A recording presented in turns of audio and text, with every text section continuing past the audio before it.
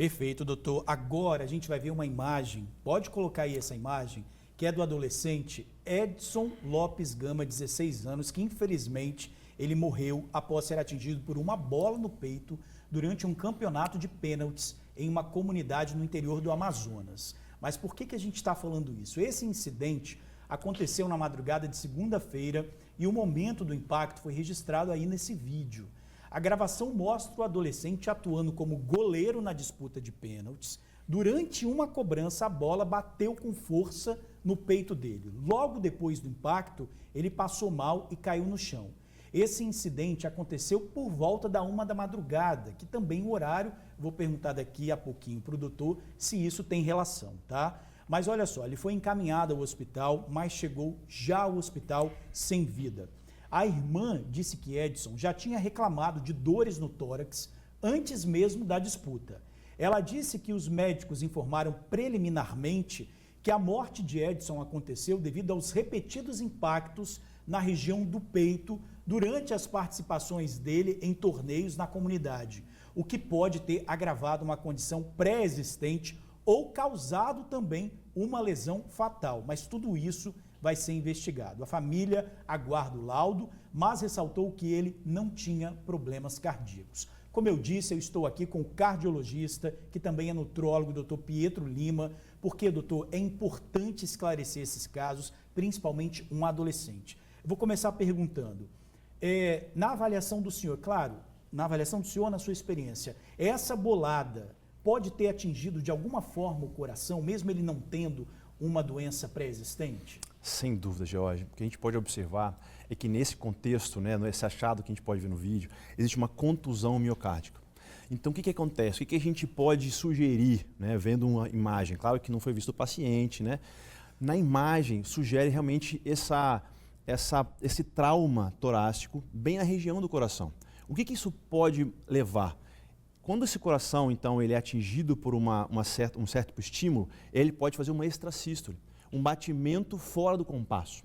Esse batimento fora do compasso, geralmente, ele é super satisfatório, não tem nenhuma uma consequência maior. Existe um batimento fora do compasso e o coração volta ao compasso normal. Provavelmente, esse batimento fora do compasso aconteceu num momento específico de relaxamento do coração, Jorge. Assim, realmente uma fatalidade enorme que aconteceu. Tanto que a gente pode ver que esse vídeo não é comum. A gente não tem esse aglomerado de informações no esporte desse tipo de evento. É um evento super, super, super raro. A gente não espera isso. A gente viu aí que é um adolescente. Existe relação, por exemplo, do coração de um adolescente, se ele estaria em formação ainda, comparado ao de um adulto, por exemplo? Jorge, se esse adolescente tivesse uma condição pré-existente, existem doenças congênitas que causam mais arritmia. Aí sim, sem dúvida, seria um gatilho a mais. Mas o que chama a atenção? É uma pessoa que não é um atleta profissional, por exemplo, não tem uma massa muscular, não tem um preparo físico para o esporte que está sendo feito. Então, sem dúvida, uma massa muscular seria um pouco mais interessante, até mesmo, George, uma técnica, Porque o ideal seria colocar a mão e proteger o tórax nesse momento, que é o que os goleiros fazem no profissional.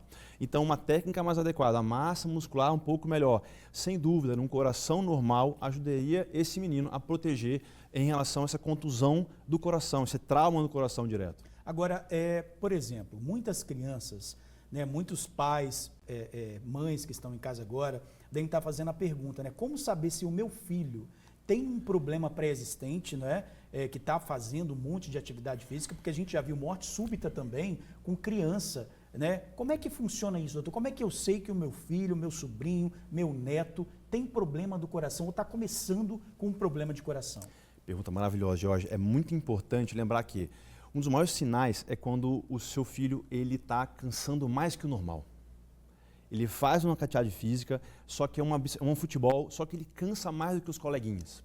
Primeiro alerta. Segundo alerta, reclama de dores ou palpitações no peito. Isso é um pouco mais raro, mas esse cansaço tem que ficar de olho. Quando ele começa até a evitar exercícios.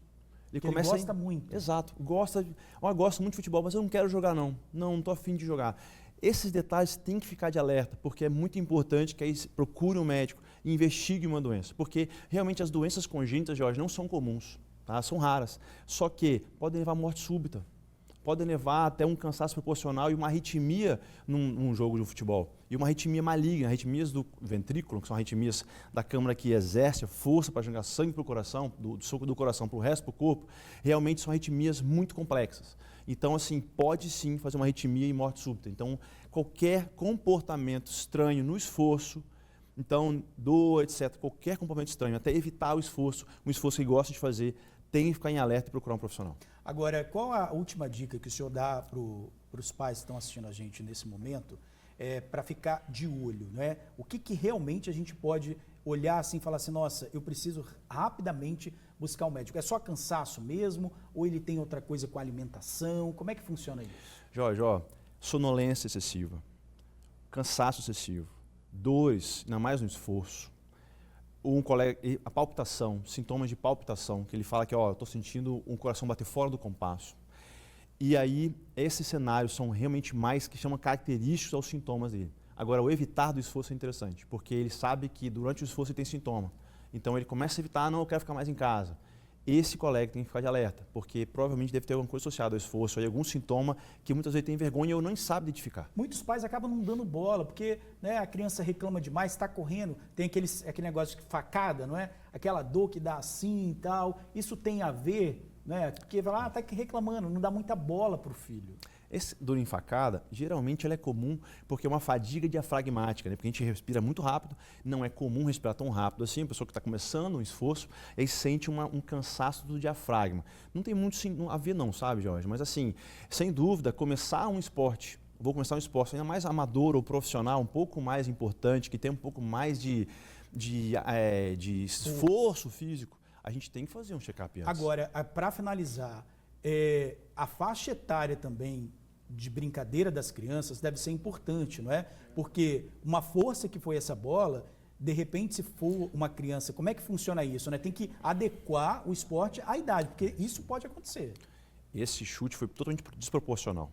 Então, assim, não sei se foi uma criança ou foi um adulto, mas foi um chute realmente muito importante.